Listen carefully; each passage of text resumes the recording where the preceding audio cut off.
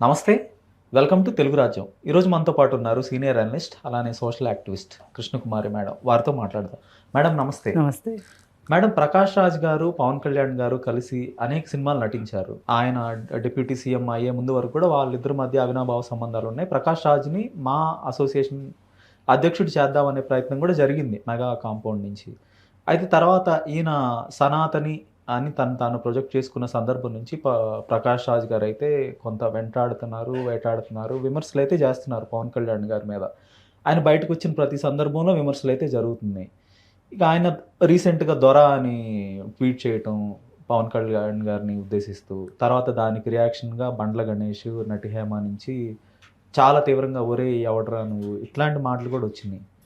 So ఏమంటారు దీని గురించి?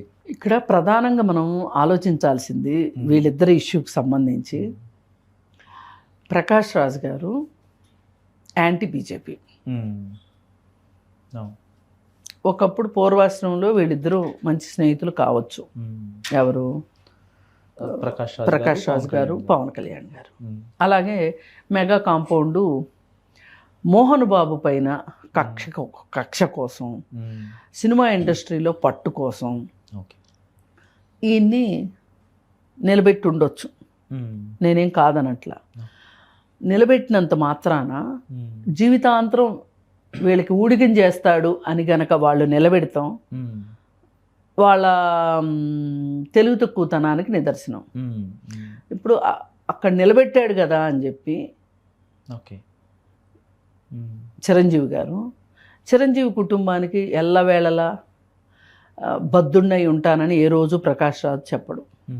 ప్రకాష్ రాజ్ అసలు ఎవ్వరికి బద్దుడై ఉండడు. ఒక్క జవాబుదారీతనానికి తప్పితే దేనికి బద్దుడై ఉండడు. తనకంటూ సొంత భావాలు ఉన్నాయి, వాటి గురించే ఉంటుంది ఆయనకి.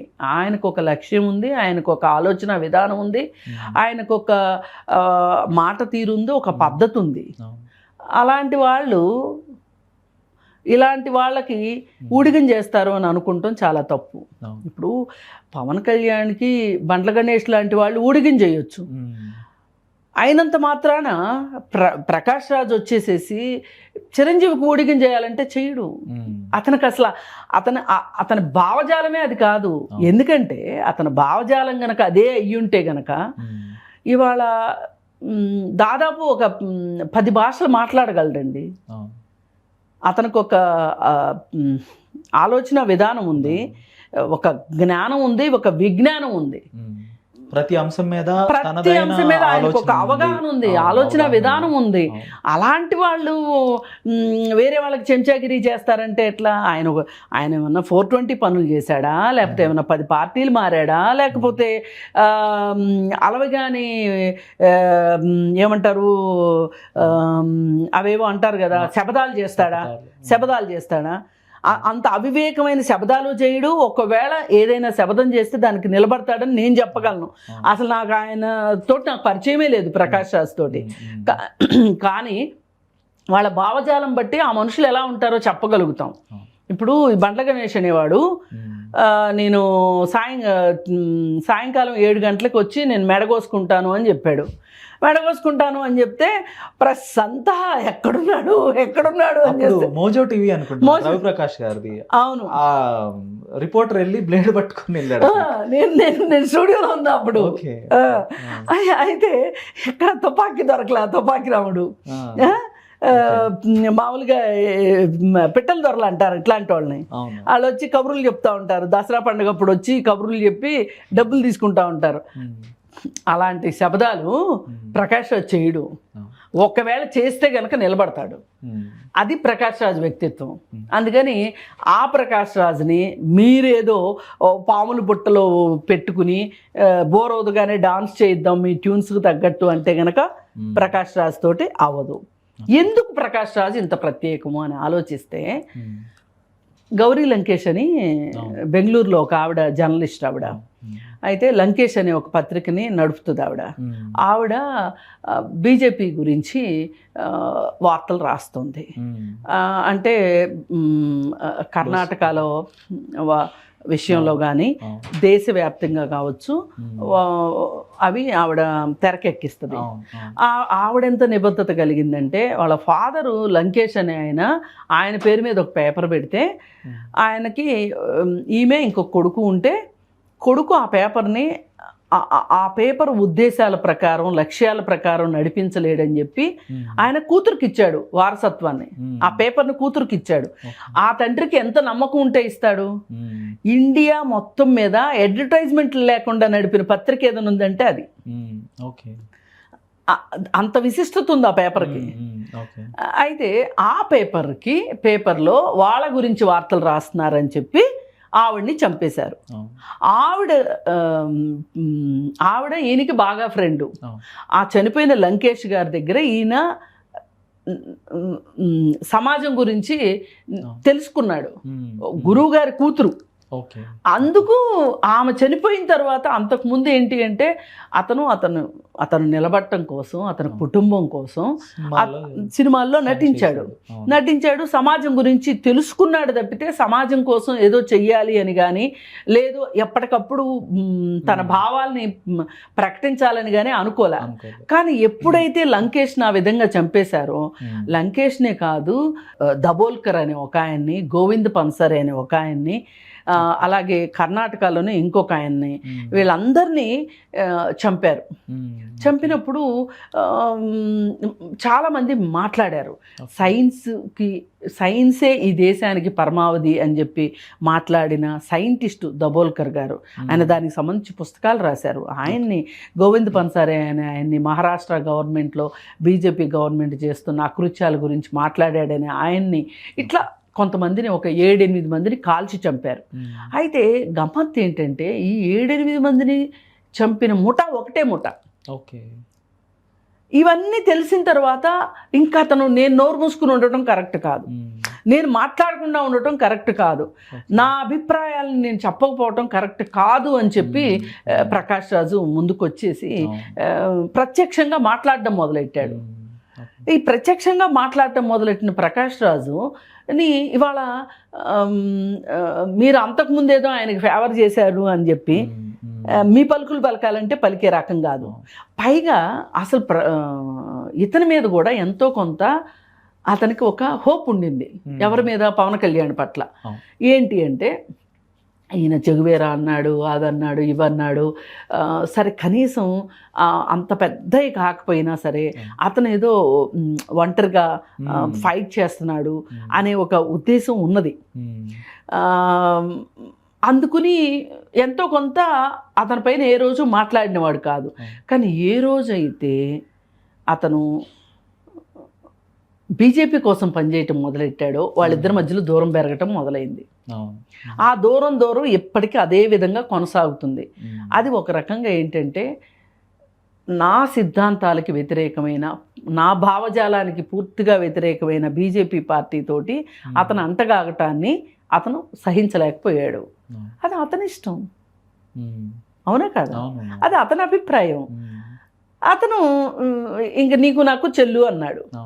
ఈ చెల్లు అన్న తర్వాత ఎప్పుడన్నా ప్రకాష్ రాజు ఏదన్నా అవుట్ బర్స్ట్ అయి మాట్లాడాడు అనుకోండి, నేను సనాతని అని మొదలెట్టాడు. అప్పట్లో పవన్ కళ్యాణ్ గుడిమెట్లు గరగటాలు ఇవన్నీ చేసినప్పుడు మాట్లాడాడు ప్రకాష్ రాజు. అప్పుడు అంతే. ఆ సందర్భం నుంచే అనుకుంటా వాళ్ళిద్దరి మధ్య రిఫ్ట్ ప్రారంభమైంది.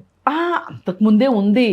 ఇతను మనకి పనికొచ్చే మెటీరియల్ కాదు అనేది ఏ రోజైతే ప్రకాష్ రాజుకి అర్థమైందో. ఎందుకంటే ప్రకాష్ రాజ్ భావజాలం వేరు, ఇతని భావజాలం వేరు. మొదట్లో నేను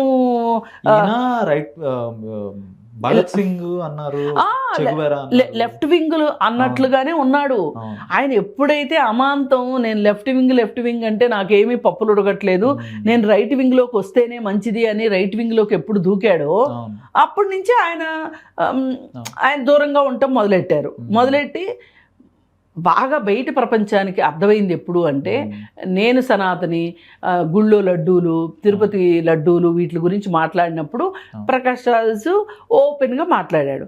ఓపెన్గా మాట్లాడినప్పుడు నాగబాబు కూడా చాలా ఇండీసెంట్గా మాట్లాడాడు. మాట్లాడితే మాలాంటి వాళ్ళమందరము ప్రకాష్ రాజ్ గారికి మా సౌహార్దతను మేము తెలియజేశాం. మళ్ళీ ఇప్పుడు ఈ సందర్భంలో కూడా మొహమాటం లేకోకుండా ఈ మధ్యకాలంలో అతను పోటీ చేసి బెంగళూరులో పోటీ చేసి ఓడిపోయాడు. ఆయనకి అయ్యో సీట్లు తక్కువ వచ్చినాయి, ఓట్లు తక్కువ వచ్చినాయి అంట. మరి పవన్ కళ్యాణ్కి ఓట్లు తక్కువ వచ్చినప్పుడు ఆయన 2 చోట్ల పోటీ చేస్తే 2 చోట్ల గెలవలేదు కదండి. 2019 ఎలక్షన్స్లో 2024లో ఎట్లా గెలిచాడు? ఇప్పుడు ఈ గెలిచిన గెలుపు చూసి సంకలు గుద్దుకుంటున్నారు కానీ వీళ్ళు. ఆయన గెలవటం పక్కన పెడితే 120 సీట్లు ఏమో పోటీ చేస్తే అందులో దాదాపు అన్ని ఒక 10 సీట్లు ఏమో డిపాజిట్లు వచ్చినాయి. మిగిలిన అన్ని చోట్ల డిపాజిట్లు కూడా రాలేదు. ఆయన 2 చోట్ల ఓడిపోయాడు. ఇప్పుడు ఎన్ని చోట్ల డిపాజిట్లు వచ్చినా సంబంధం లేదు. అసలు పార్టీ పెట్టినోడే ఓడిపోతే ఇంకా వేరే వాళ్ళు గెలిస్తే ఏంటి ఉపయోగం? అదొక రికార్డ్ ఏమో. అది రికార్డు. ఆయనే పార్టీ పెట్టి ఆయన 2 చోట్ల ఓడిపోయాడు. పైగా ఆ ఓడిపోయినప్పుడు నా వాళ్ళే నాకు ఓట్లు వేయలేదు. ఒక్కసారి ఆలోచించండి. కాపులు కులభావం తెచ్చుకోండి, నన్ను సీఎంని చెయ్యండి అని మాట్లాడాడు. మళ్ళీ నాకు కులం లేదు మతం లేదని మాట్లాడతాడు. ఇట్లా మాట్లాడే వాళ్ళని ప్రకాష్ రాజ్ లాంటి దృఢంగా ఆలోచించే వాళ్ళకి ఒక రకమైన భావజాలం ఉన్నవాళ్ళు ఎందుకు నచ్చుతారండి ప్రకాష్ రాజ్కి? ఇంకో ప్రశ్న మేడం, గద్దర్కి తనకి అవినాభావ సంబంధం ఉంది, తను చాలా ఆత్మీయత ఉంది ఇద్దరి మధ్య అని చెప్తాడు. నేను ఆయన కారు కొనిచ్చానని కూడా అన్నాడు. అందులో నిజానిజాలు ఎంత ఉన్నాయి అనే దాని మీద కూడా ఒక వివాదం నడిచింది. అయితే అలాంటి ఒక వ్యక్తిని తాను మరి ఇంకా అమితంగా ప్రేమించే అమిత్ షా కూడా ఒక గద్దర్ అన్నాడు. గద్దర్ అంటే ఇక ఆయన ఒక దేశద్రోహి అని కూడా అన్నాడు. అలాంటి వ్యక్తుల్ని కాంగ్రెస్ పార్టీ ప్రోత్సహిస్తుందని అమిత్ షా గారు విమర్శించారు. దానికైతే ఈ నుంచి రియాక్షన్ రాలేదు. ఇంకా అమిత్ షా దాని తర్వాత కూడా అమిత్ షా ఈ దేశానికి ఎంతో సేవలు చేశాడు, ఆయన అంటూ నాకు బాధ కలిగించింది అని కూడా మొన్న అన్నాడు. అవును, దీని గురించి ఏమంటారు? అదేనండి, ఆయన 370 గురించి మాట్లాడుతున్నాడు. 370 చేశాడు. అలాంటి గొప్ప వ్యక్తిని నన్ను అతన్ని పక్కన పెట్టిన ఆయన గురించి మాట్లాడటం నాకు చాలా బాధగా ఉంది అని. అదే నేను అంటున్నా. ఇప్పుడు నేను ప్రకాష్ రాజ్ భావజాలాన్ని నేను సపోర్ట్ చేశాను అనుకోండి. ఇప్పుడు ప్రకాష్ రాజ్ని సమర్థించని వాళ్ళు ఎవరైనా వస్తే నేను వాళ్ళ గురించి కూడా వాళ్ళని పొగిడి ప్రకాష్ రాజ్ని పొగిడితే ఉపయోగం లేదు. వాళ్ళేమో ప్రకాష్ రాజ్కి బద్ధ శత్రువులు, నాకేమో ప్రకాష్ రాజ్ అంటే ఇష్టం, మళ్ళీ వాళ్ళంటే కూడా ఇష్టం. ఇది ఎలా కుదురుతుందండి? ఈ 3 ముక్కలాట కుదరదు కదా. నువ్వు ఎటువైపు, ఆ ఒడ్డు ఈ ఒడ్డు, వాళ్ళ వైపు వీళ్ళ వైపు తేల్చుకోవాలి ఎవరైనా సరే. ఇప్పుడు పవన్ కళ్యాణ్కి కావాల్సింది ఏంటి అంటే, నువ్వు గద్దర్ని గొప్పగా చెప్తున్నావు, ఓకే, నీకు ఆ ఫీలింగ్ ఉండొచ్చు. కానీ మళ్ళీ పైగా అమిత్ షాని గొప్పగా చెప్పుకుంటున్నావు. మళ్ళీ అదే అమిత్ షా గద్దర్ని దేశద్రోహి అన్నాడు. అప్పుడు కనీసం రియాక్షన్ రాలేదు ఆయన నుంచి. రియాక్షన్ రాదు. ఎందుకు వస్తుంది? అమిత్ షా ఒక చూపు చూశాడంటే పవన్ కళ్యాణ్ ఎక్కడుంటాడు? నేను మీకు ఎగ్జాంపుల్ ఫస్ట్ గద్దర్ గారి మీద ప్రేమ ఉందంటారా? మన చెగువేరా మీద ఉందో లేదో తేలిపోయిందిగా. ఇంకా గద్దర్ మీద కూడా ఉందో లేదో,